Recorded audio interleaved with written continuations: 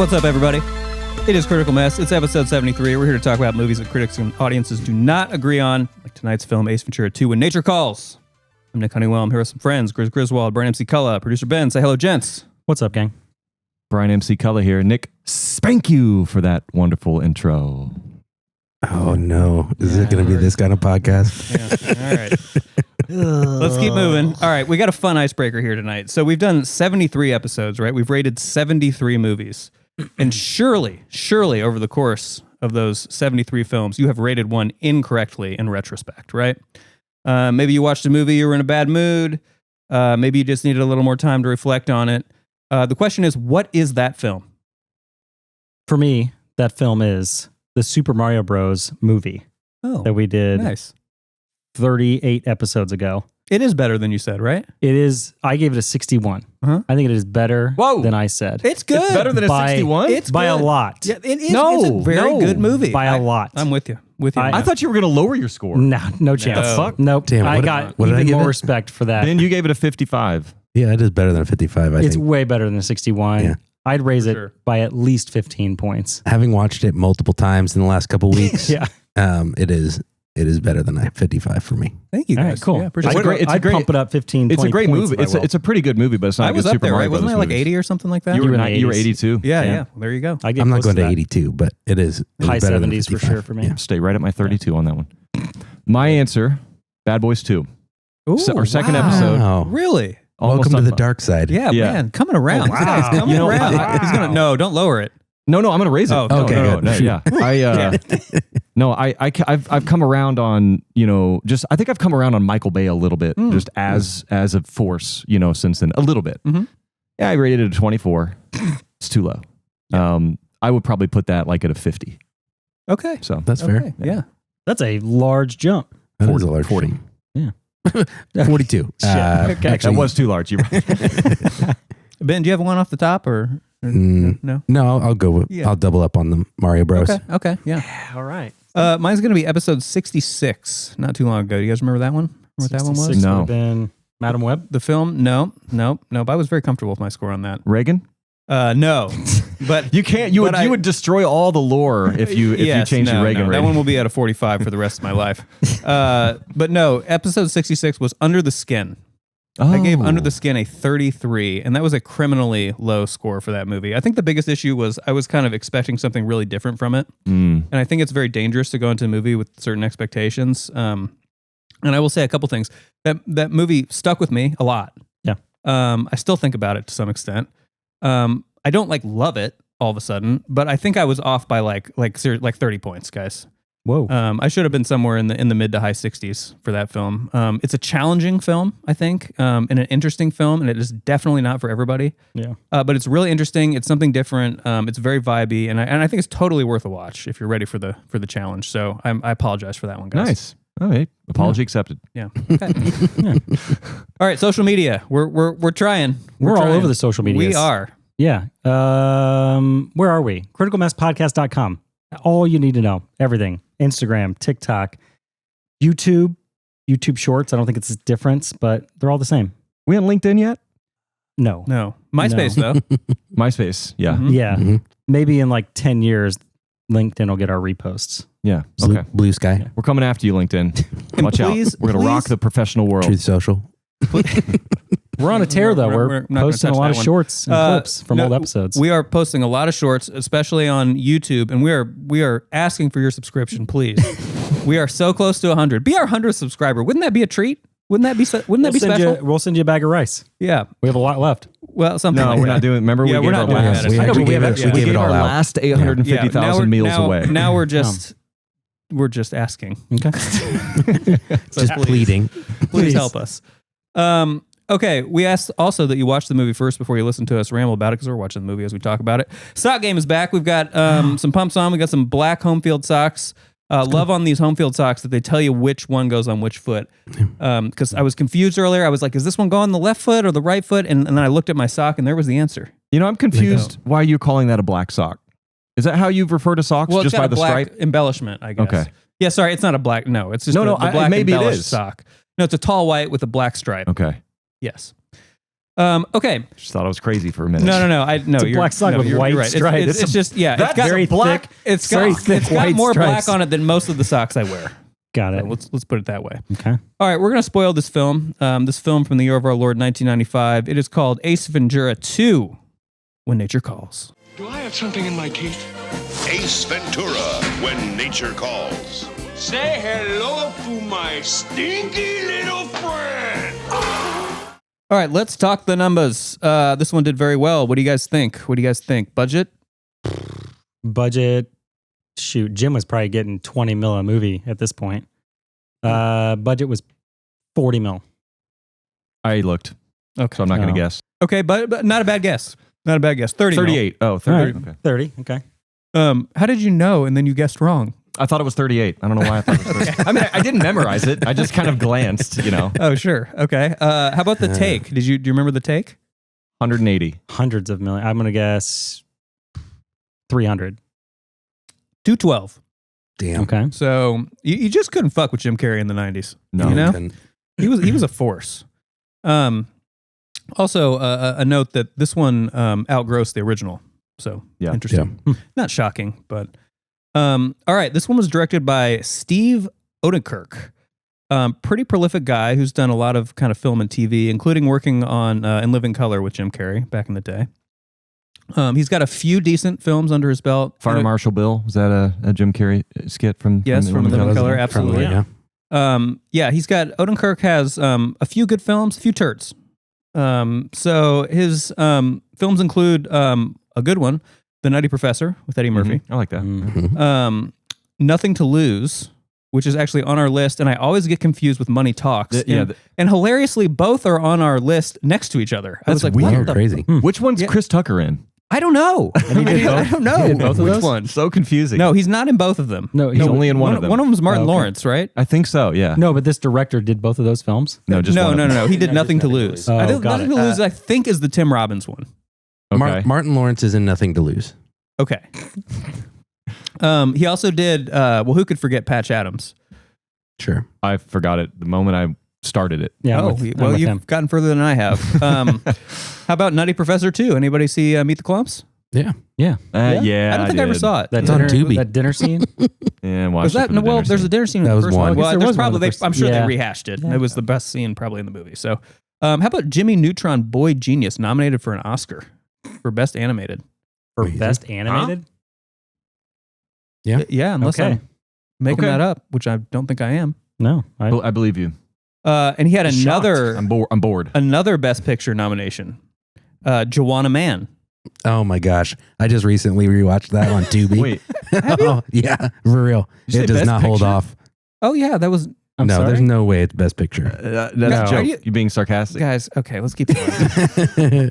Are you right. asking I don't even know ChatGPT what it again? is. Jeez, guys. Sorry. Don't make me look it up. We failed you. Bruce Almighty, Evan Almighty. Oh yeah, I know those. okay. Yeah, of did course. those. Cowboys and Aliens. Uh-huh. Daniel Craig, and Yeah, Bond is in that one. somebody else. You're leaving out my favorite. Oh, Harrison, no. Harrison Ford. I hope the one I've left out is not your favorite. Because I think another film that he directed is one of the very few. I think I can count on one hand how many films I've walked out of, and I did walk out of this one. Oh no. Let's say it. 1, 2, 3. Kung Pao, Enter the Fist. Oh no, Ben, how are we on such different pages? Okay, first of all, okay. I was also like, this was also like 20 some years ago. If I had so- paid money to go see it in the theaters, I would be pissed. If I saw it on cable, like when I was doing nothing in high school, sure. hilarious. Well, I was doing nothing in high school and went on a Friday night and was just deeply disappointed in that film and walked out. It's so stupid. It was really bad, but hey, that was a long time ago. It's on our list, by the way. Yeah. Oh, I saw that. Yeah. I saw that. Let's not do it. Can't wait to pick it next. And he actually stars in that movie. Yeah. Steve Odenkirk. So maybe that was part of the problem. I don't know. The kung fu fight with the cow. Come on, that's funny. I don't think I got there. You walked All out. right. So let's talk cast for this film. Okay. You have one of my favorite and most difficult words to say, inimitable Jim Carrey. You got Ian McNeice, you got Simon Callow, Maynard Eziashi, Bob Gunton, Tommy Davidson, of course. Adewale, oh Lord help me, Akinoi Agbaje. That sounds right. Sure. My deepest apologies to you, sir. Yeah. And Sophie Okonedo. Not many women in this film, which is interesting. Sophie Okonedo would be the biggest role for a woman in this film, and it's a pretty small role. So a lot of dudes. Very dude heavy movie. Yeah. Dude heavy. All right, quick refresher about our criteria for the movies we talk about. So the movie's got to be fresh with audiences and rotten with critics, or vice versa on Rotten Tomatoes, and the disparity needs to be 20% or so. So on Rotten Tomatoes, Ace Ventura 2 is at 23% with critics. Ouch.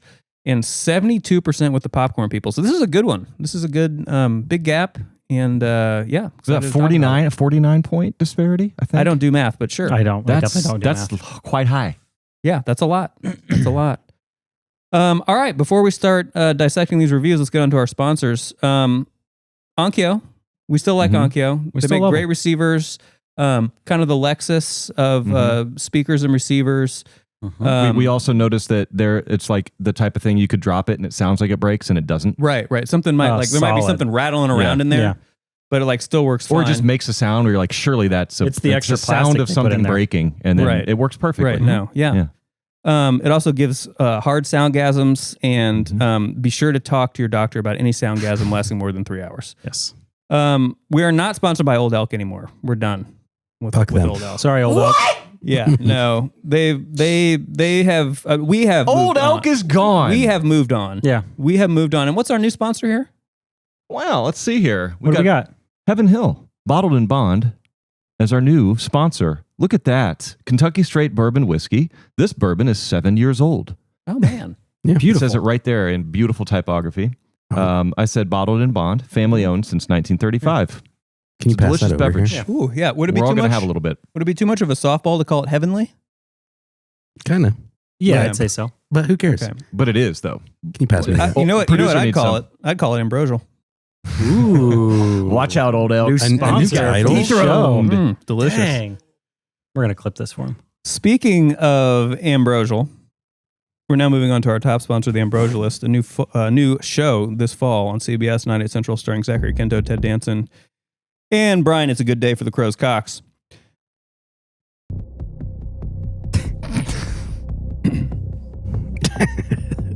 The way you cleared.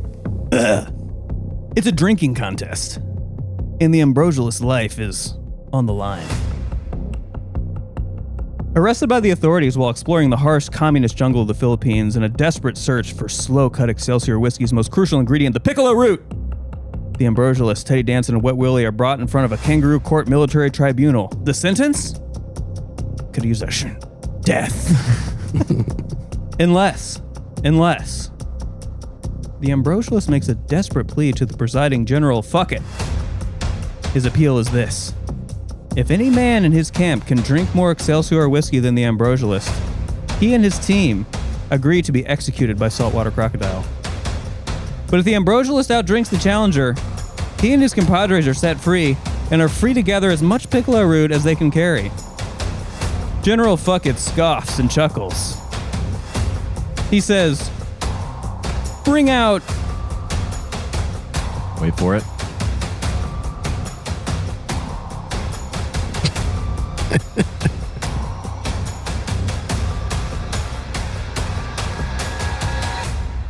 Chugzilla. The fattest Filipino We're man. still of- going. the fattest Filipino man of all time emerges from the jungle, whistling into an empty bottle of Johnny Walker Blue. Oh, cocky. He bashes the bottle against his head as it explodes into 1,000 shards of Walker Blue glass. Oh, fuck, says Teddy Danson. General Fuckit replies, that's my name, bitch. Wow, Part two, man. up next. What an episode. Yeah. Man, I can't wait to see who wins that drinking contest. All right, you guys ready to rate this film? I think so. Yeah. Okay. Let's start with Ben. Let's start Okay. with Ben. So I grew up with this movie. I thought it was the funniest thing that's ever happened to movies in my entire life.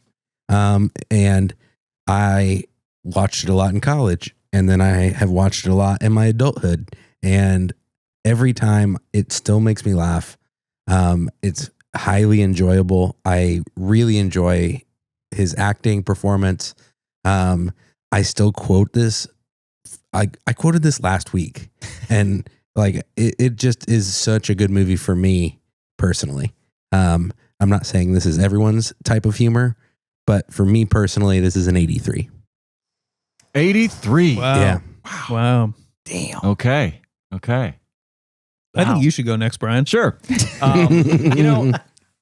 This movie had me laughing out loud this past weekend when I watched it, just as often as I laughed out loud when I first saw it.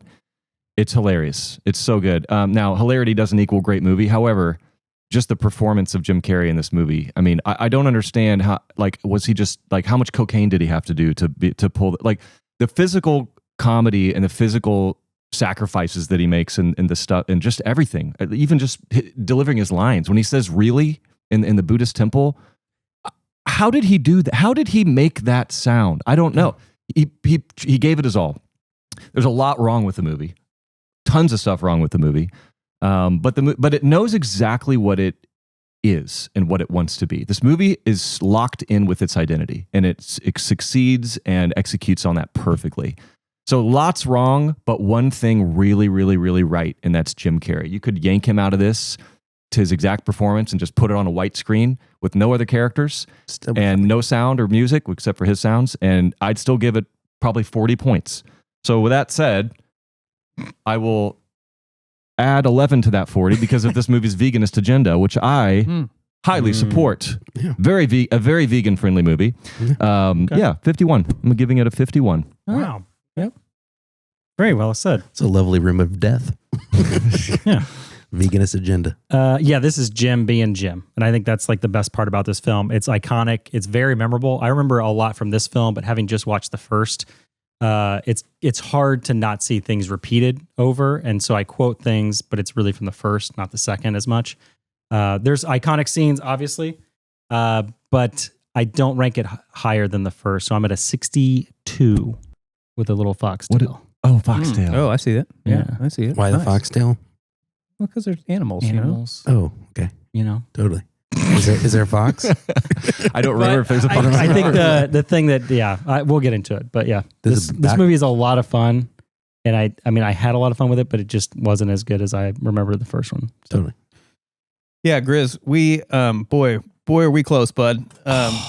Grizz loves me, by the way. I love him too. I'm at a 63. Whoa, oh, dang. 63. Laughs to be had. To be had. Mm-hmm. Okay, so I had some fun with this movie. It's a good 90s comedy, but I will admit I plan to give this a higher score, probably more in the Ben range. Ben and I often see eye to eye. Mm-hmm. But to be clear, 63 is not a bad score. And I think there's plenty of fun. That's a fresh it is score. It is. on Still Rotten highly Tomatoes. recommend this movie for people to watch. It just wasn't quite as funny as I remember it being as a teenager. And there's not much else to enjoy sort of beyond the humor. And I probably was a teenager the last time I saw this, for the record. So as an actual film, as in like, having a good plot and a good script and a good direction, it's mediocre, right? It's not paced all that great. The story's kind of boring, I mean, frankly. And that's kind of where all the points fall off for me. But Jim Carrey, as you guys have said, is spectacular, right? There are a few absolutely legendary scenes in this movie that are completely fucking hilarious. But this movie is nothing without Jim Carrey. No, it's nothing. It is just nothing. So he earns like 60 of the 63 points probably that I'm giving. A couple of the character actors I thought were kind of fun and decent, but this is a Jim Carrey vehicle through and through, and a successful one at the end of the day. Yeah. So a decent comedy for sure. Okay. It sounds like our rationale of our ratings is almost exactly the same, but it just 10 points away from each other. You know? I mean, this is pretty close here. This is pretty close. Yeah. Except for me. Except for you're Ben even somehow. not that far. I mean, it's not. I'm not that far. Wildly What'd you give different. it? 83. So from a 51 to an 83, so 22 51, 61, points. 63. Yeah. But we're all positive on it. We are all. It's a critical masterpiece. I'm just barely. No. Sorry. They have to all be above 60. We're not positive. Yeah. Because that's the Rotten Tomatoes threshold. Right, so right. sorry, Well, it's guys, close. I fucked it up. Close. Close. Idiot. All right. You are listening to Critical Mess. Nick, Brian, Grizz, Ben. Critics and audiences don't agree on this film. So let's talk about that a little bit. What did the critics have to say? Critic of the critics, Brian McCullough. Critics' consensus on Rotten Tomatoes reads, Nature calls in this Ace Ventura sequel, and it's answered by the law of diminishing returns. Whoops. We only have 4 top critics reviews on this. There are about 30 total. And sorry, to refresh, it was a 23, is that right? 23. 23. Okay. 23. Not good. So all 4 of these critic reviews are bad. And I'm just going to go through them here real quick. We got Anthony Puccinelli, Chicago Reader first. He says, too much of a crude thing. That's it. And his name is Puccinelli? How Puccinelli in his... The Pooch? Punch you in the pooch. Puccinelli? It's Puccinelli. Yeah. Let's stick with that. How about Janet Maslin of the New York Times? If the movie itself aimed higher, it could have drawn laughs without compromising Ace's anarchic sense of fun. But Ace is slightly nastier this time. Is Ace slightly nastier this time? Do we have a Kevin McAllister situation here? Where he kind of turned into a monster in the sequel? I think so. I think he is a little nasty. I don't know. I don't remember. I think I don't think he's nastier. I think he's become more of a caricature of his original self in the first movie. But he's not like a worse person or a nastier person or anything like that? No. Okay. No. I should have watched the first one right before this. I don't know why I didn't. Okay. How about Marjorie Baumgarten, Austin Chronicle? Carrey is really more clown than actor. And that's where the Jerry Lewis reflection comes in. Carrey is not just goony. He's beyond control, like someone in need of serious sedation, or at least some firm directorial guidance. Ooh, do we feel like he just did whatever he wanted here? Or was he directed?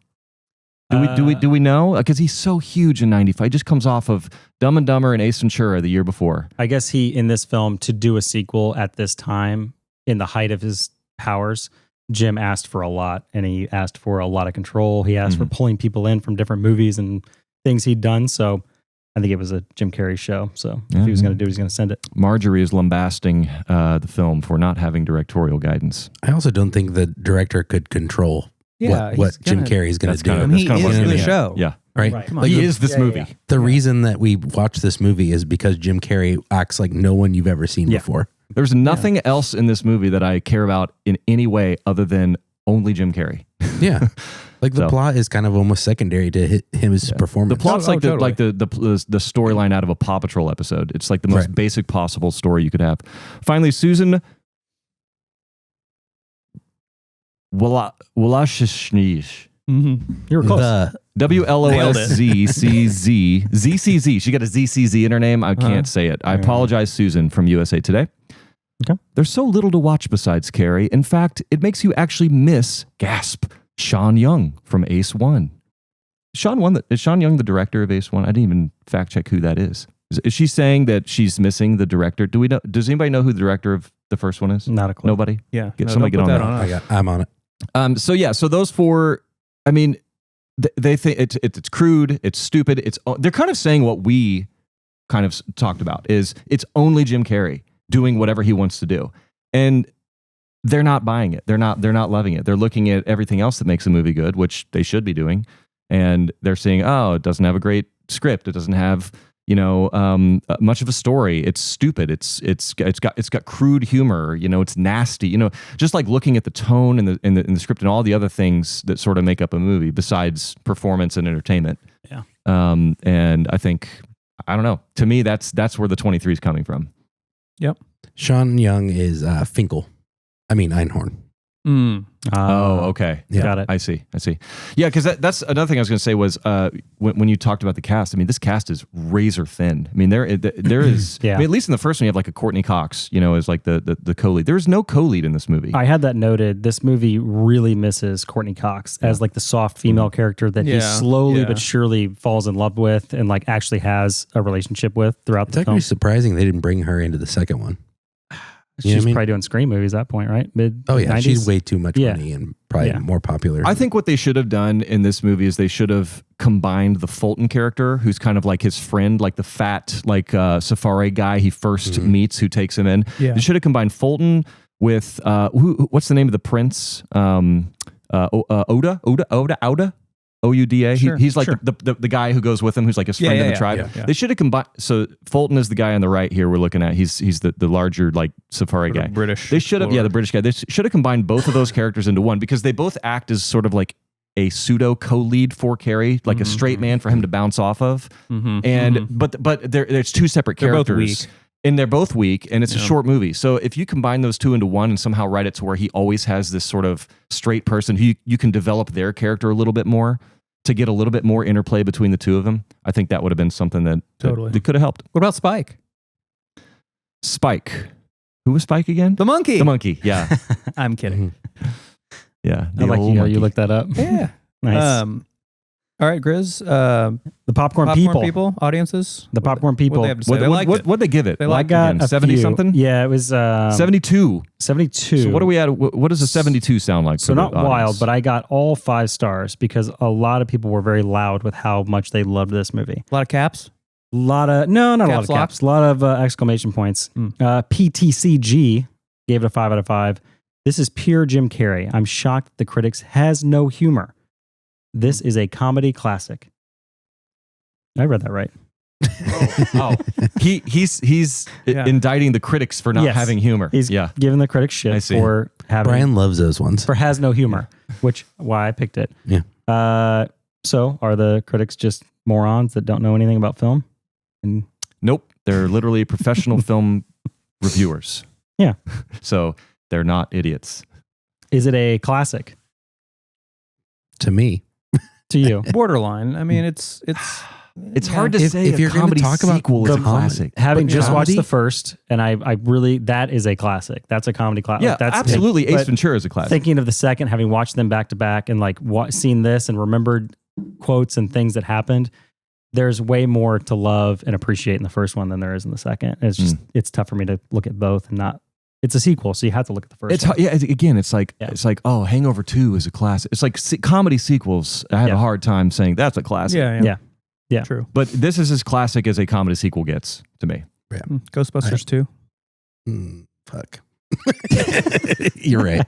I haven't watched that one in a while. Comedy. Yeah, comedy for sure. Yeah. All right, Sean J, 5 out of 5 again. 20% on Rotten Tomatoes. I don't think so. This is Ace Ventura played by Jim Carrey. There's nothing hotter than Jim Carrey in the 90s. True statements. True statements. Also bombarding the critics, saying they're idiots for giving it a 20%. I mean, I get it. Sure. Two more, and Brian's got something to say. Sure. Yeah, we'll keep rocking. Ian B, another 5 out of 5. So funny, brilliant, hilarious, iconic. I've watched this so many times that I've lost count. Years on, and I still repeat some of his sayings. I agree. The first is as good as the second, in my opinion. More memorable than some Oscar-winning films. I love Jim Carrey. I think these idiots are. I think they're. I told you one They're- more. they're- One more. They're ranking movies like One more, they one more. rate Amazon products. Like that's not the fucking how you rate a movie. That is You the don't- greatest example of how these people talk. Yeah, these people go, "Oh, it was great, 5 out of 5." It's like, Yeah, no. 5 out of 5 on Amazon means it's a good It's product. either You they should be love rating it, things 5 it's out either of they 5. love it or they hate Yeah. it. There's very few times I look at Popcorn People's scores and they are in the middle. There's very rarely 3s, 3.5s, whatever. I just want to ask that guy, like, okay, you rated Ace Ventura When Nature Calls a perfect score. What would you rate Shawshank Redemption or Godfather or 2001? Like what? Like you Those can't are- go Actually, anywhere. ironically, high. one of the I forget which guy. One of the guys is in Shawshank Redemption. That's Yeah, in this he's the movie. It's main guy- guy. it's the Oh, guy- yeah. the guy with Yeah. Tinky. Yeah. The Raven. That guy is Yeah, that's great. I don't know. That's my question. Yeah. Sean C or whatever your name was. Like, how do you go higher Ian than B, wasn't it? Ian B. Just give it a 4.5. Username at RT379. You can look him up later, Brian. Last love you. one, Love you. Tony C. Another 5 out of 5. Tony. Amazing sequel. Don't I? Most sequels don't keep the magic of the first one. Do we think this held the magic of the first one? Yes. Yeah. I think it did. And I think do. it didn't repeat. I mean, it did repeat a lot of lines. It repeated a lot of jokes, which some of the jokes didn't make sense when he said certain lines. It's as if they just placed it from the first one in here Agreed. to make it work, but it actually made sense in the plot of the first one or in the scene of whatever he was in. But yeah, I think I would agree. It's amazing sequel. Yeah, I mean, it doesn't zig or zag or veer. I mean, it's just like, hey, let's more the same. There we go. You said veer. Sorry. Never a bad time. And also it's a sequel. So Oh, there you go. Yeah. Nice. All right. Well, that's the popcorn people. I tried to get that neck vein out for Brian, but we're working on it. We're working on it. We're working toward it. Yeah. All right, guys. So I've got some breaking news. I've just heard we're done with Flip the Script. Oh, the producer's in your ear right now? Yeah, he's in my ear right now. And hold on, breaking news. There we go. but man, we're gonna lose that sound effect. Ooh, I don't know about that. No. We can use that for anything. Yeah, we're gonna have to use it for other stuff. Anytime there's breaking news. Yeah, anytime there's breaking news. But to replace Flip the Script, we have a new, more fun segment. We are finally done with Flip the Script. You're welcome. I know. It wasn't very good, and it was kind of a cliche name. We held on to it for as long as we could until it wasn't funny we anymore. cut it shorter and shorter and shorter, and now it's just been done. There was no more memes we could We're done squeeze out of with this Flip the segment. Script. So new segment. Really excited about it. This one is all about the dateability and the relationship potential of the characters in the film. Undateable. Won't this be fun? And are you guys ready for the name? Please, I can't wait. Okay, I was gonna call it. Here's the white bread version. All right. I was gonna call it relationships, Undateable. but I think, guys, we're gonna call it smash cut. Undateable. Smash cut. Smash cut. Let's get it started, Brian. Ace Ventura, would you smash? Whoa! I didn't know we had to answer that question. Which character? No, that character, Ace Ventura. No, would you the smash main Brian? character. Yeah, this is the segment. Or would you smash? It's not a Mike Lowry. It's Ace Ventura. You can pretend you're an eligible young female. Sometimes I'm like, well, and other times I'm like, All right, look, I'm really hard. gonna start. I didn't know I had to answer that question I right know, out guys, of the gate. I was just joking, but I just wanted to illustrate why it's called smash cut. Yeah. Okay. Anyways, okay, I will start. That makes sense. I will start. Okay, start us out. This is an interesting film to start though with because the cast is almost exclusively men, which is a little tough for 4 straight guys. But we're gonna do our best here. So Well, we can judge whether or not a man is seems like they're dateable. We can, and that's what we're gonna do. We're not saying we want to date them necessarily. We're just saying Not necessarily. Are they date material? Are they date material? Boyfriend material, So maybe. the dateability, and I'm just gonna talk Ace Ventura himself here. Oh yeah. I'd say this is a high level of difficulty for dateability. He doesn't seem very interested in women, especially in this movie. A little more interested in the first movie. He's celibate in Courtney in the Cox. second. He is right Because he went to the- he's Kind of. he's trying. He's trying. Completely not. Self-proclaimed. But he's incredibly annoying, right? Uh-huh. But here's the thing. Let's look at the perks. Mhm. He's got a job. Mhm. Okay. He's in shape. Okay. He's got confidence. He's got Oh, he's got confidence. He's got great hair. He's got that strut. He's got He's great hair. got a good body. Guys, this is Oh, this is just your I'm segment? doing this. Oh, Yeah, I'm yeah, sorry. sorry. I You'll thought have we were your chance all discoursing. when I I'm done. apologize. I thought we were Okay. conversating about it. Go. His wang is self-described as bulky, right? So I think if you're an eligible young lady, there's a lot. You don't remember the joke from the start of the film where the woman says peanuts and he says, "Oh, it's a bulky, but it's carry-on." And she Oh thinks he yeah, says yeah. I do penis. remember that now. That's great. Yeah. oh man. Okay, guys, do I know this movie? Don't better? get mad at Did me. anyone else I'm watch this movie? trying. Well, You I gotta just remember if it. I mean, look. He's got a big dick. What am I? Yeah. What do you want? yeah. He said Okay. it. And- He said it. And that's a positive. Can I have a timeout? So I think this segment would be really funny if you pitched the main character to them and then said if you thought they were dating. Oh, and if then they, we're the judge and of you what guys they- Oh, decide yeah, if that's it's fun. Jade. We can try it that way. Okay, so here we go. Here we go. We're Because doing you it. like all these things That was very funny, good, though. Yeah. hilarious. That was funny, though. and then maybe like some cons, and then they get to pick whether or not they're dateable. I like that. Okay. Okay. I like that. All right, take 2. So okay, cons, incredibly annoying, Mm-hmm. right? Doesn't seem interested in women and sort of semi-celibate. But the pros, he's got a job, he's in shape, he's got great hair, big dick. What do you guys think? Are you in? I mean, those are very qualifying things in 2026. Yeah, I So mean you that's can't- better than like 80, But on 90% paper, of guys. that sounds great. Mhm. But when you see him in this film, and if I had an hour and a half long date, which is how long this movie was, with Jim Carrey or Ace Ventura, I'd want to not. I would not like that. Undateable. Undateable. Undateable. I just can't. I can't do it. There's no way. Yeah, Undateable. Now, Ryan, would you smash? again, Yeah. I'd hit the smash. brakes. Are we asking if they are dateable, or are we asking if I would date them?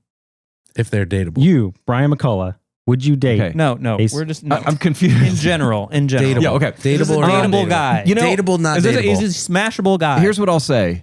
I think he's probably he would do anything in the bedroom.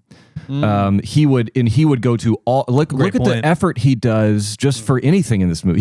He puts in so much effort. This man will put in any effort a woman wants. He's a freak. He's a freak. He'll do anything and he'll enjoy it. And he's never a dull moment. Now at the dinner part of the date, you might just want to fast forward. Let's get out of here. Let's get out of public. Not necessarily probably a great public person to be at a dinner with, because he'd probably end up throwing food back at the chefs. I don't know. Who knows what he'd do? He'd go on a fit. True. So I'd say half and half, depends on who's the dater and depending on what the date is, but I think he's not undateable. Great take. Great take. So dateable. Dateable. Dateable. Okay. I like it. I like that we segment. guys, we tried. And Let's keep workshopping I think we'll try again. Yeah. But I liked it. Smash cut. So let's keep moving on here to our no longer newest segment, guys. Can you believe it? We've got a newer segment than Marquee Mess. Man, Marquee Mess is an old Yippee-ki-yay, motherfucker. old friend by now. That's right. It's the segment where we rename the film. I don't know, guys. Who wants to start? I don't have it very good ones. I'm Okay. just gonna. All Rhino then. Oh, good one, Grizz. Yeah. Like that one. Thanks. How about Ace Ventura 2, Monkey Fucking? And do you guys remember? You guys used to I smoke. love how you just let it go. Did you? We all smoked. We're smokers. Do you guys remember monkey fucking on the monkey fuck a cigarette? Was that not a thing? No, I've never heard that. No, I term. just Never picked it heard up. That. No I just one picked up heard smoking that. during this. Oh, our audience remembers it though. What is it? Oh. It's when you Okay. got a lit cigarette and you don't have a lighter. Okay. You You monkey light fuck the it. other one with it? Yeah. I've never I heard didn't know that. that was called that. But Really? that's cool. Wow. I did that all the time. But Okay. yeah. Wow. Okay. Well, Okay. cool. Now we've all learned something. I new. can't wait to monkey fuck now that I picked up smoking. Yeah, Grizz. I need to pick up smoking. I know, I'm we're telling you, all working you have on to. it. It's a lot of fun. It's All right. sociable. It is. Oh, I just do it And myself. healthy. And it's like a built-in extra hour of break if you work somewhere and That's you right. just get to Yeah, go that's the on big a smoke plus. break and other people don't. Nice. All right, Brian, what do you got? Hit us with one. That's not very good. That's okay. Ace Ventura, bat, scaredy cat. Okay. Mm, Yeah, Nice. that's true. Grizz? too fast, too feral. Too fast, too feral? Then is on. That's all I wanted. Ben, Of the Ben, nice, Teriyaki Ben. Boys Very tonight. nice. Ace Ventura 2, your balls are showing. I got Ace Ventura, Chicago shenanigans. Nice. Sorry, Safari. Uh-huh. Mhm. How about Ace Ventura 2, you guano be kidding me? Yeah, boss. That's good. It was really close Nice. to the one I almost had. Yeah. Uh-huh. Ace Ventura, princess fucker. Mm. Accurate. Accurate. You like it? Yeah, nice, Ben. Perfect. Nice, Ben. Guano Gone Wild. Mm-hmm. Good, good. Ace Ventura 2, nature hangs up. Mm. Sorry, that's a dad Ace joke. Ventura. Dad joke there. Ace Ventura, rhino fetus. Well, I've got one like that. $1 Million Rhino Baby. Mm. Riddle me this, Batman. He played the Riddler. Nice delivery. Yeah. Nice. Oh, yeah, yeah. he did. Yeah, guys, come Yeah, on, yeah, the Batman yeah, reference. hell I yeah. thought, That was a I thought your deep Batman reference No, was. I was laughing nice. when he said bat man. Mm. Because guano. Wait. Guano.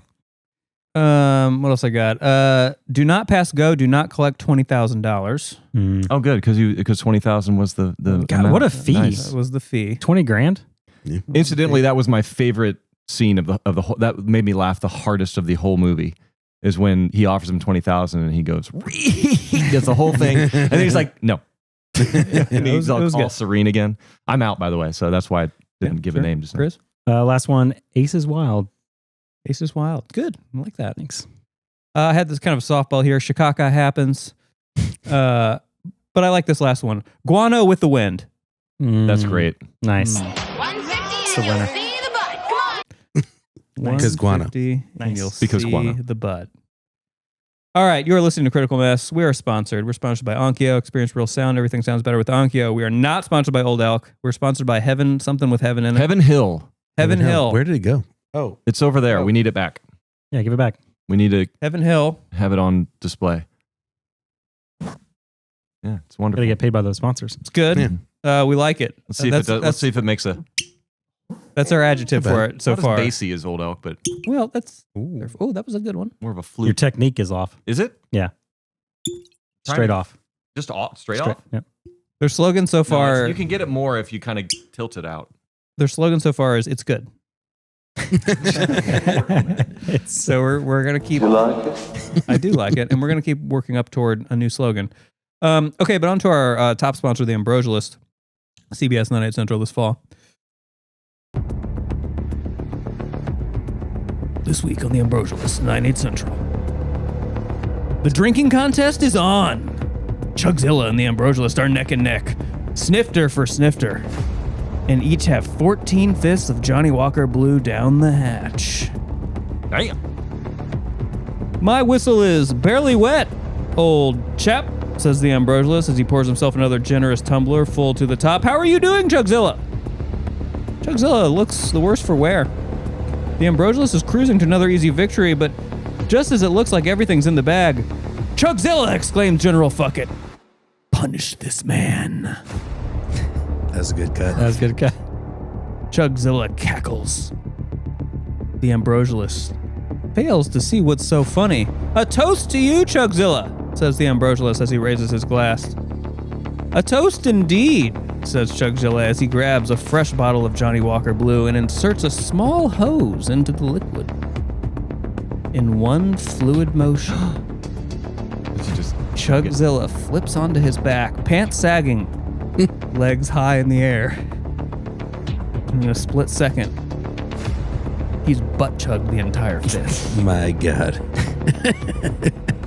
Good God, man. Top off my glass, says the Ambrosialist.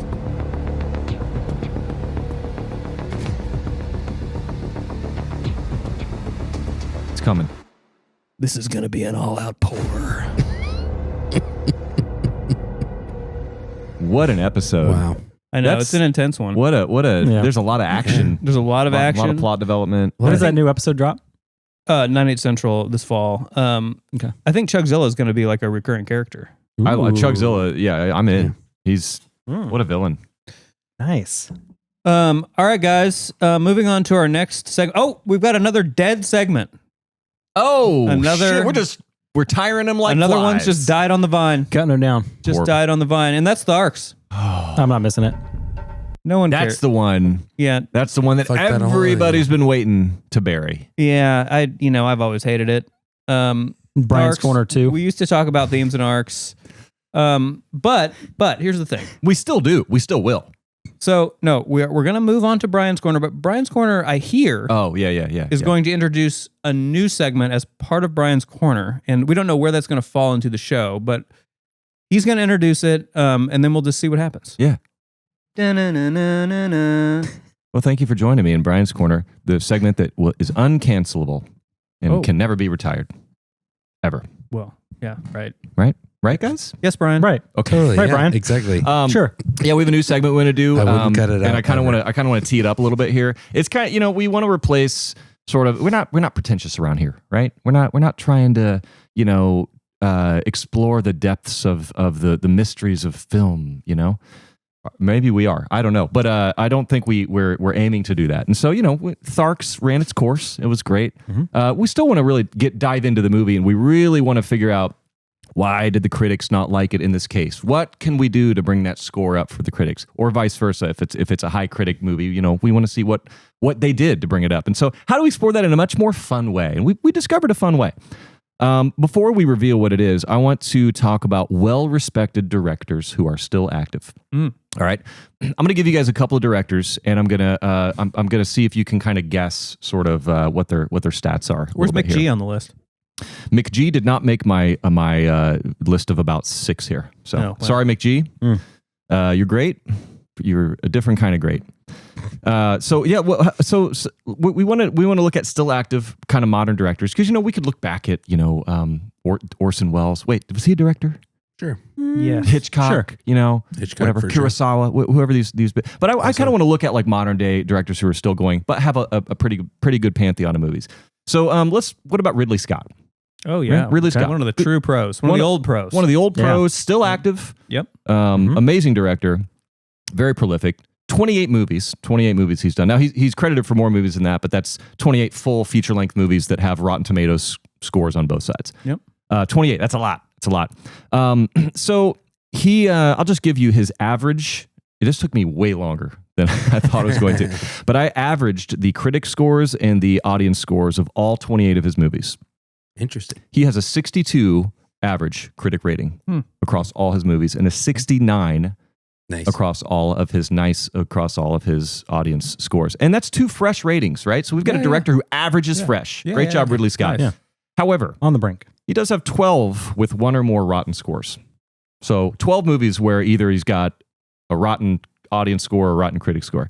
Those are Napoleon, Alien Covenant, Robin Hood, Body of Lies, A Good Year, Kingdom of Heaven, Hannibal, G.I. Jane, White Squall, I saw it in the theater. 1492, Black Rain, and Legend. Okay. So, Ridley Scott, good director. Who's better than Ridley Scott? We're going to figure out who's the best director. Quentin Tarantino. We're figuring it out right now. Quentin. I'm sure he is better than Ridley Scott, but I forgot about him. Oh my God. No, actually, I don't think he fits my criteria. Well, let's look at Spike Lee, right? So Ridley Scott's been active since 1977. Spike Lee's been active since 1986, so a long time. He's got 29 credited movies, and I would say Spike Lee is a very well-respected director. Would you guys not say that? Yeah, Well, for sure. No? in the past more so than today, I would say. Well, okay. He's had well, some stinkers. well, then I'll be honest, I can't name The Five Bloods was all very right. many of his movies. Like his prime was like 80s, 90s. He's directed some great movies. He sure has. for sure. You'll have to recommend me some because I. Clockers, man, that's a great one. Okay.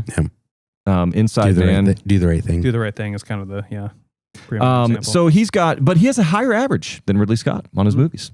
So better according to Rotten Tomatoes. He's got 29 movies, got a 75 audience and a 75 critic and 70 audience. And he also has 12 movies with 1 or more rotten scores. I'm not going to read them all. Yeah, okay. Well, who's better? Well, let's look at somebody a little different. Let's go to Catherine Bigelow. Very well respected great director. Yeah. She's been active since 1983. You believe that? Yeah. 40 plus years of activity. And she has 11 movies. Just 11 on Rotten Tomatoes. And her average is a 74 critic and a 67 audience. She did learn from the best. I don't mean to foreshadow, but Oh, yeah. Well, maybe you shouldn't. Don't do it. yeah, no, I don't want that. Because I know what you're going to say, and I appreciate it. But she does have 4 with 1 or more rotten scores. Her movies with 1 or more rotten scores: The Loveless, Blue Steel, The Weight of Water, and K-19, The Widowmaker. Ooh, with Harrison. Yeah. Yeah. Okay. Well, okay. Let's get better. Let's go better. How about Steven Spielberg? Let's take the preeminent blockbuster creator, Steven Spielberg, active since 1971. He's got 33 movies. That's a lot. Seems low for him. My God. Well, he's credited with more than that. But, that's true. 33 director with Rotten Tomatoes scores. His critic average is 80. He's got a critical average of 80 across all 33 of his films. Wow. Yeah. He made 33 films and is an 80 critic. That's amazing. Strong. And then he's got a 78 audience. Shocking. Very strong. He does have 8 with 1 or more rotten scores still. So he basically, these directors were realizing they can't, everything they touch doesn't turn to gold, right? They're going to have some stinkers here and there. They're good directors, but they're not perfect directors. All right. So Steven Spielberg's movies with 1 or more rotten scores: The BFG, Crystal Skull, War of the Worlds, The Lost World, Hook, Always, Twilight Zone, and 1941. How many directors do we have left? We've done 2 of those on our 17. podcast. Yeah, right. We have 4. Crystal Skull, Yes. and Well, we would Hook. Hook was Hook. our very first Oh, right, episode, yeah. and we have War of the Worlds on our list as well. So I'm just trying to think of which ones are left. I think I maybe know a couple. There's but 4 left. I'll stop. Okay, well, I'll let you get involved now that I've kind of teed it up. All right. Who do you think I would kind of put out there? Somebody that's been active for almost the exact same amount of time as Steven Spielberg. He's been active since 1970 instead of 1971.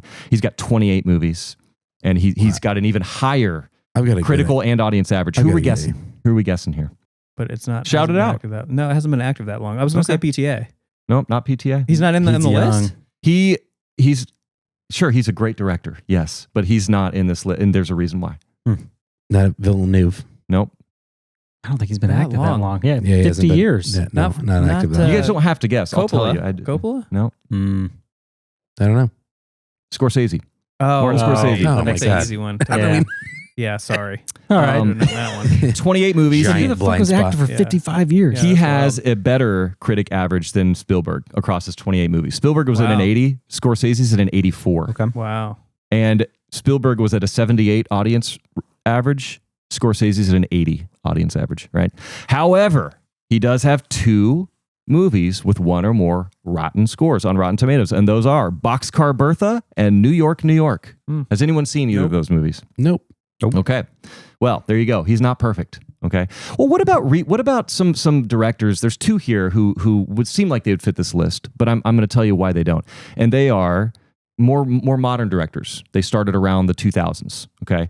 And actually, this one started in 2000. Denis Villeneuve. Yep. My favorite current director. My favorite modern day working director. Yes. Oh, I got the other one, right? Probably. No, you didn't. But No. I think I have the other one. Yeah, you've been We teasing haven't this said one yet. for a while. So So I think it's. go Should for I it. say? Go. Is it Nolan? Yeah, it is. Gotta be. Yes. Yes. Okay. So we'll take those 2 together. Denis Villeneuve and Christopher Nolan. Villeneuve active since 2000. Nolan active since 98. Now they've both been filmmaking since before that, but we're talking first feature film release. Yeah.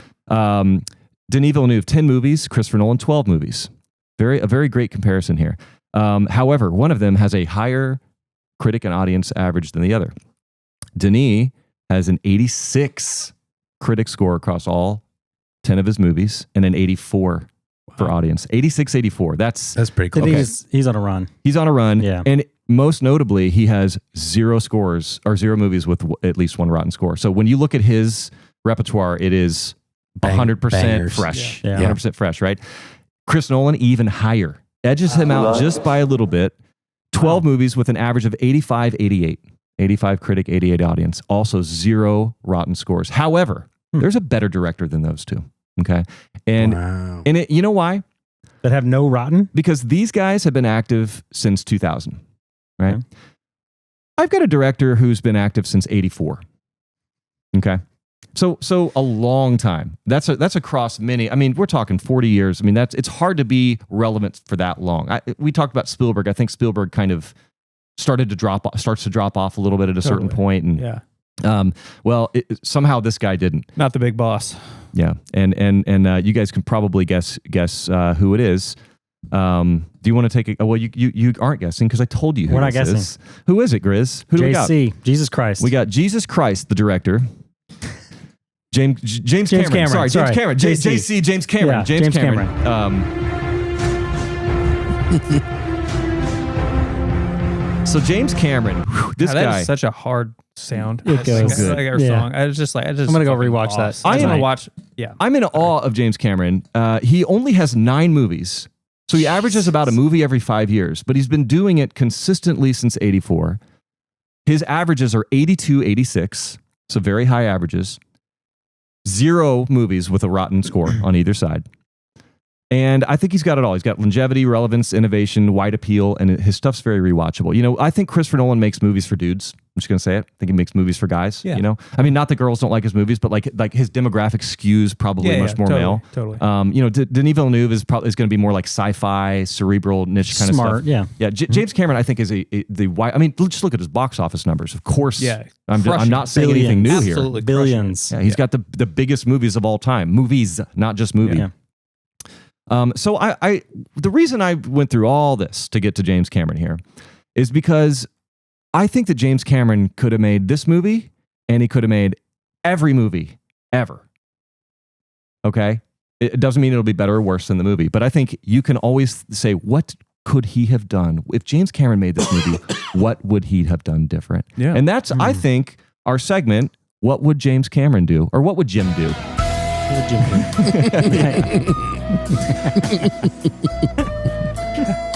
So WWJD, what would Jim do? Sorry, that's the sound effect. Guys, congratulations. I know. I love it. It's perfect. Yeah, I will. Yep. Yeah. So what would Jim do? And just we'll run through his movies real quick here, just so you can see the absolute bangers that this guy puts out. Everything he touches turns to gold. Terminator. I'm going to read the critic score and then the audience score. Okay. Terminator 90, 89. Aliens 93, 94. The Abyss 75, 83. Terminator 2 90, 95. True Lies 77, 76. Well, that's fucking stupid. That's wrong. Unreal. Titanic 88, 69. Would you have guessed the critic score was higher on Titanic than the audience I would score? not have guessed. Yeah, that's a that. much lower audience than I But would have won guessed. every award. Yeah. It won every Yeah, award. but I'm like wild. 11. 69 for popcorn That's people. crazy. Pretty crazy. Yeah. Damn. 4-star classic. Avatar 81, 82. Avatar 2 76, 92. Avatar 3 66, 90. Ooh, he's flirting with that fresh score. He's flirting with it, getting down there. Yeah. So anyway, keep going down that that is his Avatar lane. entire, that's all of his movies, all 9 of them, and they're all fresh. So everything he does, he appeals to critics. Yeah. He appeals to audience.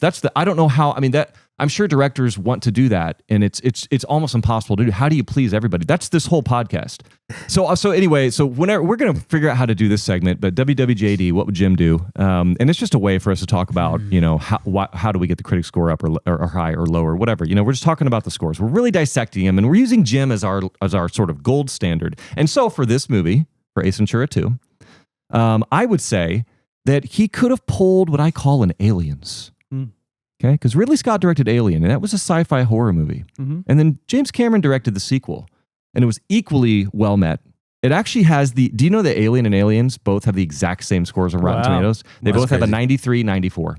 93 critic, 94 audience. Alien and I'm Aliens. taking Alien over Aliens. What do you guys think? I agree. Absolutely. I agree. But Yeah. everyone else but thinks they're Aliens, equal. I don't mean to. I mean, Yeah. it's amazing. It's a great film. But with Aliens, he veered. He went sci-fi action. He did. He It was a flipped the sci-fi. It's script. an action movie, not a horror movie, Yeah. and it was equally well met. So that's why I said with Ace Ventura 2, James Cameron would have gone. If I'm making this movie, I'm writing a fucking amazing story. I'm writing a plot. I'm doing something where Jim Carrey can supplement the story rather than the entire movie just being a pitiful supplement for Jim Carrey. Totally.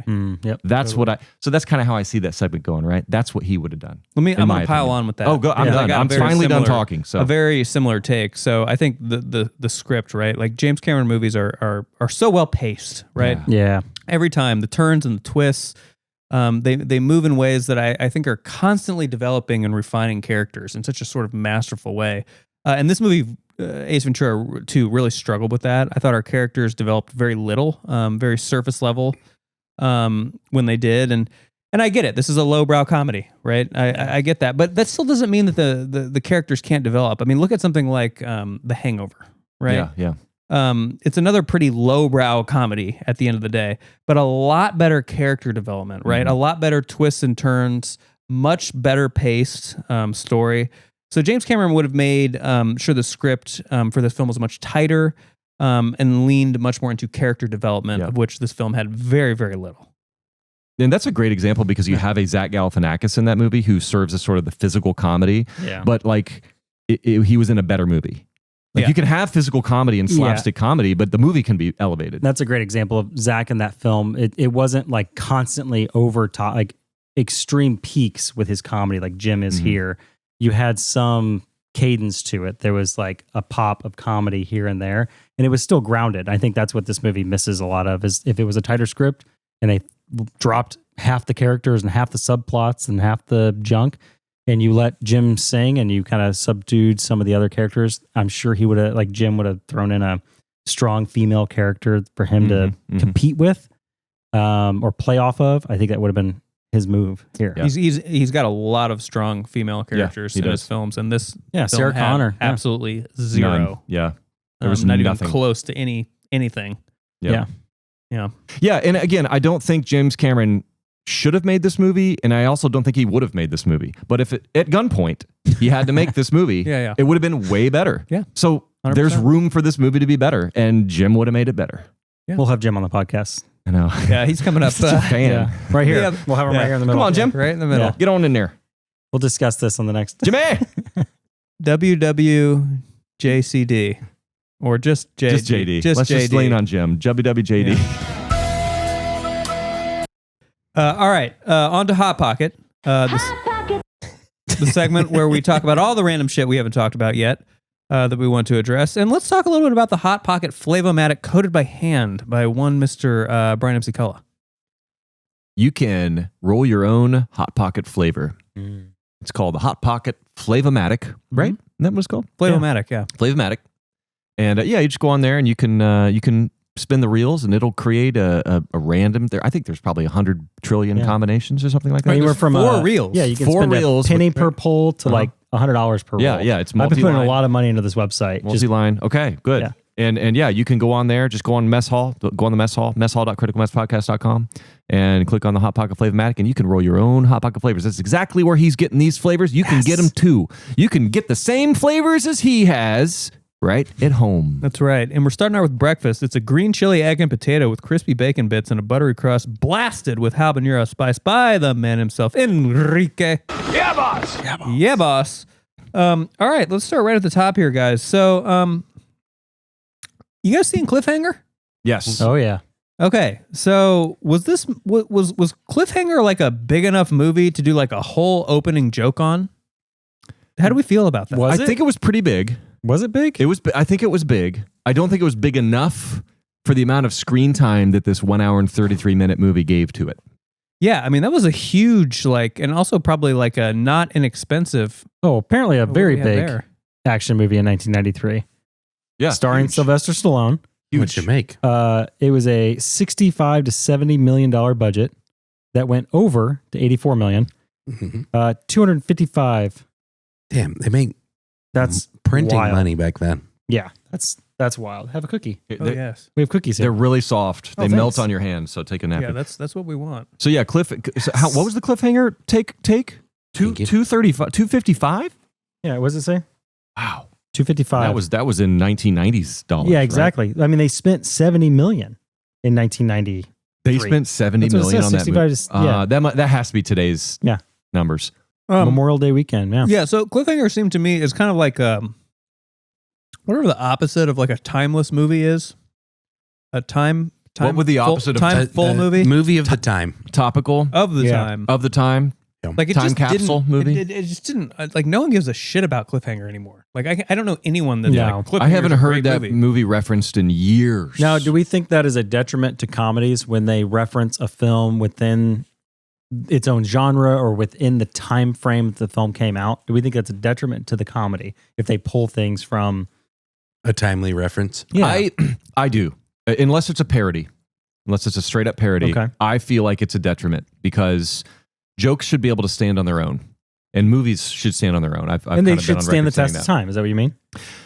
Well, yeah, but I mean, that's harder to quantify how something Yeah. stands the test of time. I think a movie should stand on its own in that you shouldn't have to have seen other things or know other things to be able to appreciate a movie by Right. itself, right? Yeah. So if I'm watching a movie and there's a reference to something or somebody and I don't get it, I feel not only do I not get it, so I missed whatever the comedy was, but I actually kind of feel dumb because like, oh, I should know who this is or what this is, and I'm just like, oh, I don't know what that is. So I would say for me, leave that stuff out unless it's a reference to something that's bigger than Cliffhanger. Okay. Yeah. How do you feel that way about like Scary Movie? No, because that's a parody. No, it's a parody. Yeah, I would, okay. and that's I guess that I think that's where those and there's a bit of parody DNA in this movie because he does a lot of impressions. He does a Shatner impression. He does Right. a lot, a lot of other ones. And so there's parody here. It's not like it's binary, but still leave the. But I think the difference is he references does out. a lot of things. Some of these comedic pieces are either from the original movie that he parodies himself, or they're within the last 5 years. But in the first one, he would parody things like Star Trek, which Yeah. was decades before. So I think there's something like that where you reference that where it feels timeless when he makes those. Yeah, I mean, timeless only goes so far. I don't know. I mean, I I think think it's still funny. I don't know. I think part of my point is that it's like very easy to forget how big of a film Cliffhanger was. I mean, there were like video games, like fast food tie-ins. Like Oh, it was really? it was a big fucking movie. And like it's a movie that no one gives a shit about anymore. Yeah. I think that was kind of coming right on the tail end of like the Schwarzenegger versus Stallone sort of who's Right. the biggest Sure, action sure, star sure. because Yeah, that would have been early like what 93 was Cliffhanger. Yeah, 93, maybe, yeah. something like that. Yeah, right about that. And that's when they were kind of starting to really like they had already had their battle through the Age out. 80s. Yes, and I think Stallone was kind of trying to hang on I mean, he was in Tango and Cash, you know. Yeah, tough. So he was trying to hang on, and I think Cliffhanger was a good attempt to sort of reestablish himself as like an action. It's not very star. good. It's not very good. It's just but not. I it was wanted to like it was a yeah. valiant attempt. I'll say. Well, I was in the Yeah. restaurant business at that point with Planet Hollywood. Hollywood. Hollywood for We're sure. gonna do a few of those. Yeah. Yeah. All right, on to a truffle egg and spinach with chives and a croissant crust, double dusted with habanero spice by once again Enrique. Busy man. 2 for 2 on Enrique. Okay, guys. So this one's for you, Grizz. Did you catch Ace's watch? I did. Yeah, let's talk about it. It's a cute. I mean, obviously, I love watches in films. It tells you a lot about the character if they do it right. So, props to the prop masters. Or what would that be? Props or set? Costume Wardrobe. design. Yeah, wardrobe. Yeah, he had a nice little cheap Timex. You can get these for pennies on the dollar back in the day. I mean, this is very classic. It works for him because he's such a dweeb. So he's got a nice little cheap Timex. Good word. And then he makes another watch reference. Did you guys catch the other one with the, I guess the main bad guy that was the twist at the end, but he was the big hunter. What was his character? I guess I don't know what his role Weird. was. He kind of just like piddled out at the end of the movie, and like yeah, never it was came weird, back. but he came back was a as red like herring. the red herring, I guess. But Ace calls out his fake Cartier, which was was right. really great Right. because Yeah, it he referenced where it came from, which was in a rural area of Africa that they're making Yeah. these fakes, which I thought was hilarious. So the guy was really shy of hiding it away. A bit of but- watch talk in this one. Yeah, it was great. I'm proud of myself because I actually did notice his watch, Yeah. and I was kind of pleasantly surprised. Like, oh, Grizz is kind of getting. I'm to me. trying to find that guy's watch, not the Timex, the Cartier Santos that he's got on. Because you want to be the evil guy. I'd love to be that evil guy for sure, but I'll get not a fake. I'll always love that actor because in Shawshank Redemption, I love the line that he delivers when he goes, "He up and disappeared like a fart in the wind," and I don't know why the line's funny to me. It's great. Because it says fart. Yeah, I guess that's the reason. I get him confused with the guy that's the dad in the Lost Boys. Also did all seen those that in Dodge years. commercials. You're gonna have to have something a little bit more like relevant. Okay, let's make another here. We've got a steak and cheddar, Ooh. fire roasted corn. Like, does that work? Fire roasted corn? Yeah. In a pretzel crust? Yeah. I'm still with it. I'm still with it too, with some crushed red pepper. Put a little yeah, Chipotle simple. mayo on that. That works. Mm. Okay, so Tinky the Raven. Uh-huh. Okay. That's all. Tinky. Tinky the Raven? Oh. The big piece that helped him to discover that this man is involved the I just entire think time. that's the funniest name I've ever heard in my life. Tinky. I wanted to have a dog named I Tinky. like Tinky. It's such a silly little name. You got, It's a missed out name for missed Tinky. out. Yeah, I missed an opportunity Come here, with Tinky. Pixel. Yeah. You Tinky. should have called Yeah. Pixel's way the best. Pixel's pretty It's good. So No, good. Pixel's a great name. Ravens are smart, huh? Yeah, apparently. super Sure. smart. I'll believe them. Good job, Baltimore. Yeah. Ravens. That's a I don't stretch. even watch football. Why did I say that? All right, chicken bacon ranch. Check out on ranch. Pepperoncini rings, sourdough crust, Pepperoncini. Italian herbs. Yeah. All right. I did Okay. it. Okay. Sounds right. Okay. I'm with it. I want to know, according to you guys, what is the absolute? We know the demo here is male, right? The target demo. But what is the optimal age to watch this film? What age is perfect for Ace Ventura 2 When Nature Calls? 13. 12 to 16. 13. 13. Well, you got to pick 1 year. Oh, okay. I'm gonna go 13. 13. The reason Yeah. I say that is because I was 13. Yeah. And I watched this movie probably 20 times. Yeah. And I Same. hadn't watched Same. it since. Okay. And when I went to put it on, I knew every line. And I was like, Yeah, how yeah. do I even know this? Yeah. Like, I don't even know this movie. Apparently I did. So 13, I was 13. enamored with this movie. Yeah. So, I mean, so Ben, you have the mentality of a 13-year-old. I mean, Crosby's coming up. Yeah. Crosby's coming up on 13, and he is obsessed with this film. Thinks it's Yeah, that hilarious. tracks. There you go. So- Yeah, no, Right I on, think Crosby. 13 is. You have good taste, my is friend. pretty much spot on. I saw it Pretty at much spot on. 16, so I'm a little more A little bit of mature. late bloomer. Ooh. Mature. Yeah, he's just slower. You know somebody's you said mature that. when they pronounce it mature. Yeah. Uh-huh. Sorry, I needed a drink. All right, we got a meat lover's pizza, fire roasted corn, once again, croissant crust seasoned with cracked black pepper. All right, guys, I want to talk Hawaiian shirts. Ever have one? Have a phase? Because I took senior photos in one. Oh, That's as a joke, though, right? You didn't wear them all the time. That's a beautiful gift you just gave us. The idea of you in that Hawaiian shirt. For We'll senior photos. show that here. And one basketball shorts. Oh, I did have a suit jacket and tie with basketball. the old shorts Adam and flip-flops. Sandler. Yeah. That's how I did mine. You guys didn't ever have Hawaiian shirts? I've never owned a single Really? Hawaiian I shirt. did. No. I have. Yeah. Yeah, thanks, man. Yeah. All right, we've got a loaded baked potato with artichoke hearts Another baked potato? and Yeah. a buttery biscuit crust seasoned with truffle, salt, and thyme. And this time it's going to be Greg who's in charge of this Ooh, one. that's kind of a Thanksgiving hot pocket. A little bit. You think the truffle salt, I feel like, is like expensive. Like, and they have trusted Greg with it. Yeah, truffle salt. I mean, they've got their sources. Yeah, you can't mess that up. I want to talk Bumblebee Tuna. Such a good line. It's so good. Bumblebee Tuna. So, guys, I consider myself like a little bit of a tuna connoisseur. Oh, okay. And I just want to know, there are correct answers to this question. Best, highest quality brand of tuna. You guys eat a lot of Yes. tuna? All I know is like What do you guys get? Star-kissed or starfish and Sure. chicken of the sea are the only two Yeah, I'd I say, know. I don't know. Chicken of the sea is the only one I can You think guys of. not eat a lot of tuna? It's good for you. Well, I did eat. I We've heard. loved tuna beyond like 5 or 6 years ago. Yes, so I'm not a good. Oh, right, you don't eat- I'm not a He good. does not eat tuna. I'm not really. I'm sorry. the vegan. I do love Do tuna fish count? Why do they count? because they're sentient. And They don't have feel. consciousness. You don't think they do? I'm just- Allow me to send you some literature. Yes, please, please, please. Don't carrots scream when you pull them out of the ground? No, that's in Harry That Potter. is false. Yeah. Yeah. I think that's true. Ben, do you have a tuna Yeah. brand you like? Yes. Fishwife.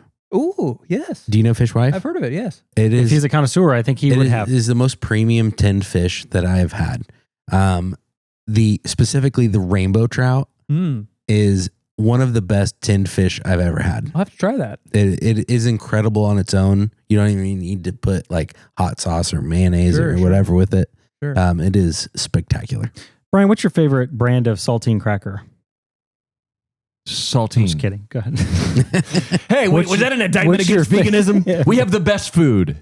I'm going to give a plug for American tuna. American. Okay. American tuna. This is an apolitical tuna. Okay. Does it have an American flag or American fed, American branding all over it? Apolitical tuna. It is a delicious can of tuna. Very expensive. Very, very expensive. You're How's gonna pay, expensive? Like I'm top talking dollar. 110. like just a normal 10 of American tuna. You're talking $8-9. Okay. Yeah. But it's super high calorie. I don't know how they slam so many calories. It's like 350 calories a can. And tons of protein. It's like 40 grams of protein. Damn, that looks good. Sounds about right. Yeah, the American tuna. You want to get the gold can? Yeah. That's the one you want. There's Um, a bunch of different cans. it is a top. Where can I get this Quality American tuna? You got to order it off of the World Wide Web. Oh, no kidding. American Okay. tuna. We're $5.49 on the looking for new website. sponsors. So I will We're not looking just for new I will not sponsors. just find this anywhere. I have to special Tuna with order sea salt, You won't. $5.49 on their website. it. Okay. Did you say $5.49? Yeah. No, that's a deal, right? You're there, going the guys. wrong place apparently. Well, no, I get the gold. Whatever the gold can is the one I get, and That's that the one. Yeah. Made with gold $5.49. plates. Well, I'm getting ripped off. Well, I mean, Yeah. they Is it the probably shipping. they probably finally started taking the big meat government subsidies They for the may lobbyists. have. That's why They meat's may so have. cheap. I'm going to give a small shout out to Wild Planet as well. That's one you can find usually in your local grocer. Now I want to know, Nick, you are one that told me at one point when we worked together that if you had the choice, you would just take a pill to get all the nutrients you need from Sure, it rather sure. than eat things. Sure. So this makes sense. Cans of tuna. This all Tuna, adds yeah. up now. Protein, calories. It sounds like the most efficient and we're done. can of food. You Yeah, How can I get the you pop it tightest open? pack of protein Right. to You aren't- get into my gullet? You aren't cooking anything. Just get me a fork, some cracked down the pepper. hatch. Okay. Yep. Do you wish it Scoop came with on a out. fork, like a little fork on the bottom of the can? Well, it does if you buy the little lunch pack. Yeah. I've bought the lunch pack before. Yeah. Oh, I buy those all the time. Yeah. You get to make your own salad. You mix in a little bit of mayo, a little relish, get the crackers. Yeah. Mm. All right, we're going to move on to a ham and cheese with the pepperoncini's back. Extra crispy crust, seasoned with truffle salt and thyme, once again by Greg. Okay, this is kind of a fun question. I don't have a great answer for this, and if you guys don't either, that's fine. But so I feel like Jim Carrey in this movie, he's like a cartoon character, like come to life. We need to talk Yeah. more about Jim Carrey. We Right? have not talked about him enough. Yeah. He's like, it's almost like he's not even a real human. Like Yeah. he's just like this animated thing. Yep. Like, who else has done this well? Like, what's another actor Great question. that is almost like who's like a cartoon, right? I really don't think there is another person like Jim Carrey. I mean, Jerry because- Lewis is kind of close. Yeah, that's a good. That's a good one. yeah. He's kind of like that. Yeah. Man, I think like way back, like Chaplin, because he was the original cartoon come alive. physical Like, comedy. Yeah. And I think the way he communicated everything he did was very just outrageously like fun. Like everything was so deliberate and very smart. And I think that's what Jim is doing at every one of these scenes. Again, from 1 to 2, he is way more animated. Even his hair is more extreme. Mhm. Like it has more wave and it's higher and like has bigger curls at the back. So I think even that's the hilarity of it is just over the top. We don't have another Jim Carrey. We never have. We never have. I mean, he's unique. He's a unicorn. Maybe a new age Jim Carrey would be Will Ferrell. Is on the brink of that in select roles. Yeah, maybe. Yeah. But I'm just Because saying, Anchorman, you think of all these movies where he was just wildly over the top. Ben, are you going to come in with Paul Blart? Yeah. Your listen, favorite. No, I love Paul Blart. We know. That is a special part in my heart. we know. But I'm saying that no one now can do what Jim Carrey did because it would be panned and just no one, like, people don't go to the movies anyway, and they're definitely not going for a comedy where somebody's going to put themselves out there like this. Let me ask you this. Yeah. Let me ask you this. Here's how we figure this out.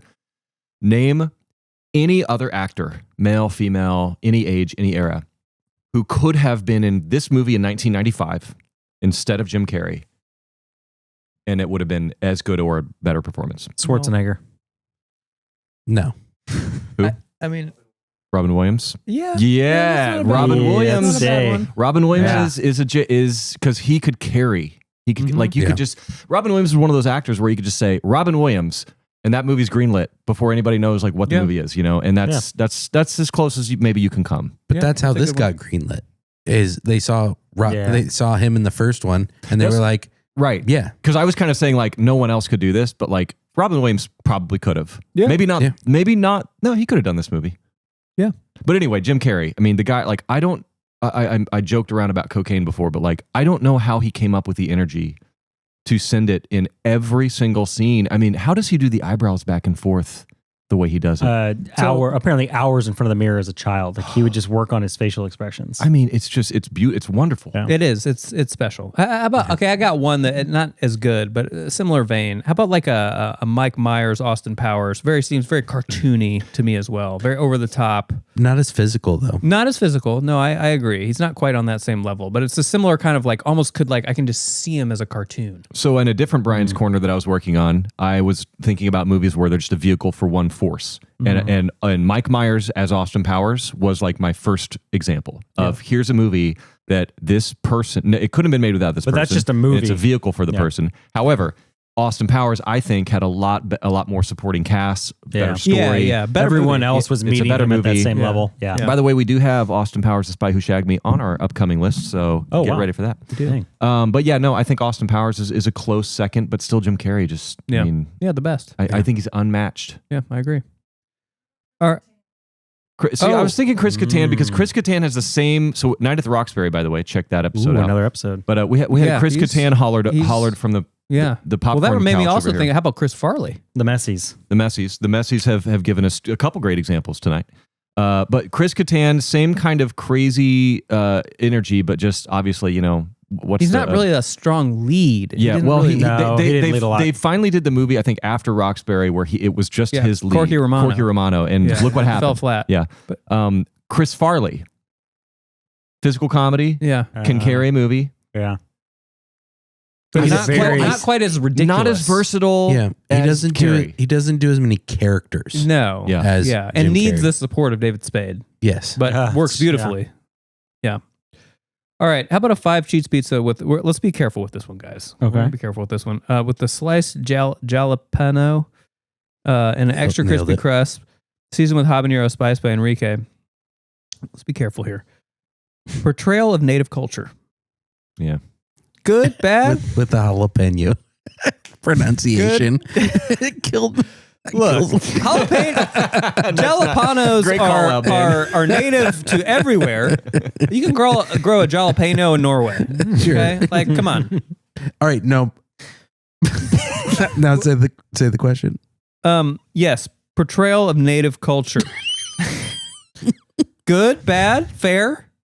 No comment. Should we just leave it? No, we don't have to leave it. What are you, a bunch of pussies? We can talk about this I'm movie. asking. All right, let's hear it. I don't want to say anything. Yeah, that's Thought Nick would say it. Seems exploitative. Could have been way worse.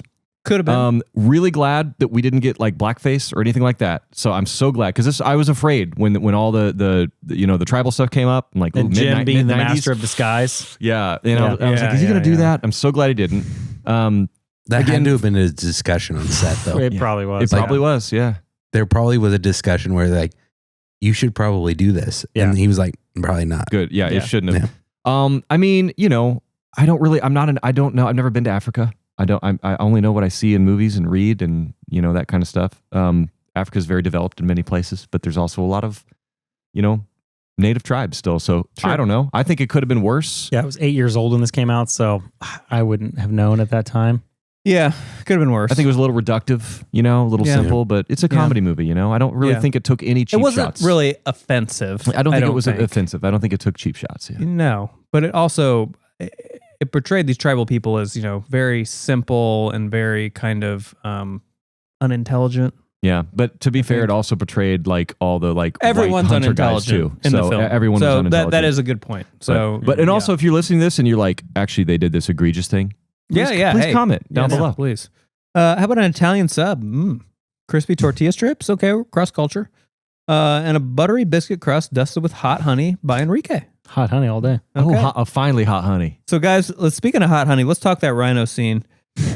One of the best, funniest scenes in the history of cinema. It's a hot rhino. And here's the thing that was so funny to me that was like a subtle thing that I never caught before, but I was like, that's hilarious. The scale is so off. Like he's inside. Oh, this yeah, rhino. yeah. It should be like 5 times bigger. Yeah. He's like a grown man, like good plenty of space, inside with all these switches and gears. He's like in and, a TIE fighter like Right. cockpit. It's like he's in an And elephant. The rhino is like this big. Right. He's like he's in an elephant, but the So scale, they funny. cut back and forth. But I almost feel like that was got to be like intentionally like part of the humor. It was great. It was that was wonderful. like super smart. And that it's only cooled by that one little fan. Yes. And I love how he's like, it's a hot rhino. Like no, the best, like, he there goes- was a lineup of 10 rhinos and he got the hot one. Because that one and the other line I thought was the funniest thing. He goes, kind of hot in these rhinos. That's the line I meant, and you delivered it way better. Yeah. That's nice. What a great Kinda hot in these line. rhinos. Like I should have gotten a cheetah or something. I joked earlier off or before we filmed, but like I went to go check on my son and he fell asleep. He's always watching a movie at night, and I just walked in and he was watching this film, and he was passed out, and I just locked in because the rhino scene was on, and I couldn't help myself but to watch the entire scene and laugh at it. And it's so There's so insane much to me. physical comedy in that scene. I mean, he's in the rhino before he even comes out. He's like sweating profusely, and he's got that coolant that like sprays all just over him, sprays and all over himself. like that green liquid, and he's like wiping it off. Honestly, I mean, it's one of the funniest scenes in a movie no notes. ever. No notes. Yeah. So Oh, I'm 100%. am mad at you guys. I'm going to call you out for this because last week, an auction site put this rhino up for sale. That's Oh, right. And I'm You mad said you guys that. didn't give me the budget to expense it to sit behind Yeah. us. That would have been Well, our classic. financier over there. Well, what did it cost though? Do you guys want to guess how much it went for? Yeah, I need to see how much Heaven Hill needs to. Yeah, our yeah. sponsorships. Yeah, need to pay. 42,000. Okay, What? 42, Oh, I'm going to say 65. 65. Okay, Ben, I'm gonna say 300,000. Oh Lord, it should be, but yeah. $59,850 That was too for high. that Ding, ding, rhino we need a Price is Right. from the film. Nick wins. That's incredible. That's crazy. Yeah. We missed out That shows how iconic the scene is. For a to be rhino fair. butt. for that rhino. Yeah, And it's a spicy Italian sausage and peppers with crumbled bacon and a croissant crust dusted with cracked black pepper. Yeah. And this one's a simple one, guys. A simple one. This is just to go with your gut. Hit me with it. Best Jim Carrey movie, go. Truman Show. Mm. We know it's Go. Dumb and Dumber for you, Nick. Ready? And go. And, Dumb and Dumber, yes. And for go. me. And go. Dumb and Dumber. I was gonna say Liar Liar just to be a little bit Ooh, I don't know different, about that. but What about The Mask? the No, Mask Liar is fun. Liar's But Dumb and better than Dumber The is way Mask. better than the Mask. Oh, I like The Mask better than Liar I think Liar. Liar I mean, Liar Liar's is very good. Liar Don't get Liar me is wrong. underrated. I think. So that's what I was going to I'm say. not mad at that. Yeah. Carrie Elwes is great in that movie. Yes. Yeah, he is. The Claw. Plays the perfect straight man. Yeah, stepfather. he's very good. But Dumb and Dumber for me is peak Carrie. Ben? I'm going to say Dumb and Dumber as well. Smart. However, I do really love Eternal Sunshine of a Spotless Mind. That's number 2. That's Yeah, my yeah. Truman great Show, one. Eternal Yeah. Sunshine. I'm not seeing there. it. Yeah, Nobody's great going to ones. say The Majestic? No. No, Or number no, 23? either. Anybody? Number 23 Nah. is good, but I have it on DVD. It's fine. Not good enough for Blu-ray, huh? How about a spicy Italian sausage and peppers with crumbled bacon and a croissant crust, dusted with cracked black pepper? Now, Ben, we're finally going to get to it. We're Let's finally go. getting to it, bud. Puka necklaces. Let's go. Puka. You had one. Tell us about it. I worked at Hollister, so So you had it was part of the uniform. it was part of the uniform. I thought I could smell that. Yeah. Mm-hmm. Puka shell necklaces, Hawaiian shirts, the gist. Mm-hmm. If you could look like Jack Johnson in any way, Jack Johnson. What a great callback. He still wears that yeah. necklace. Did you work at the Hollister at Circle Center? I did. Yeah. What year? How old were you? I was in high school. I worked at the Gap Senior. and Circle Center in high school. I must have been just right above you, working retail in Yeah. the same mall at the same Wow. time. Amazing. Love it. Yeah, I worked at the Gap. Nick, I what wasn't are you going to say shopping at about the that?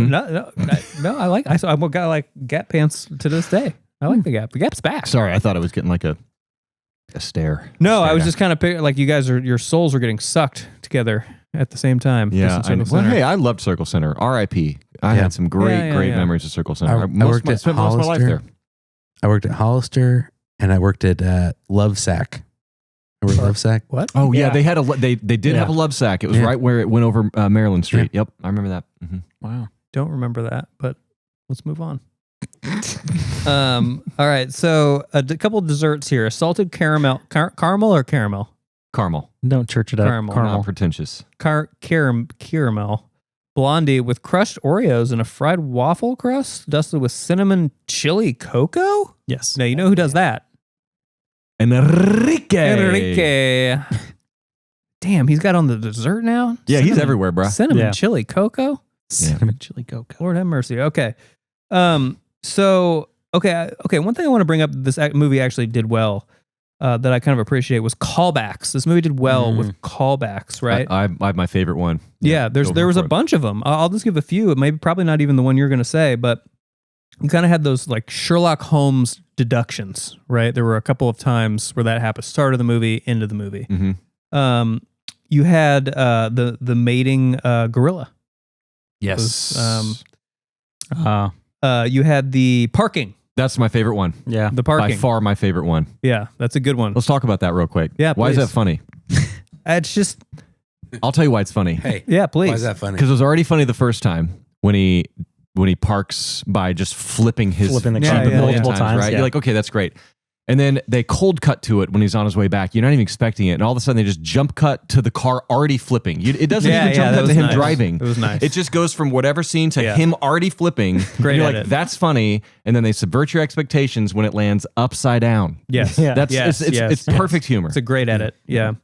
How about the medallion that he wears? Yeah. Right. Mhm. Oh, yeah. There's just a lot of them. Smart. I mean, like I said, not a great script, but some smart callbacks for sure. Yeah, I And he agree. throws it at the bats.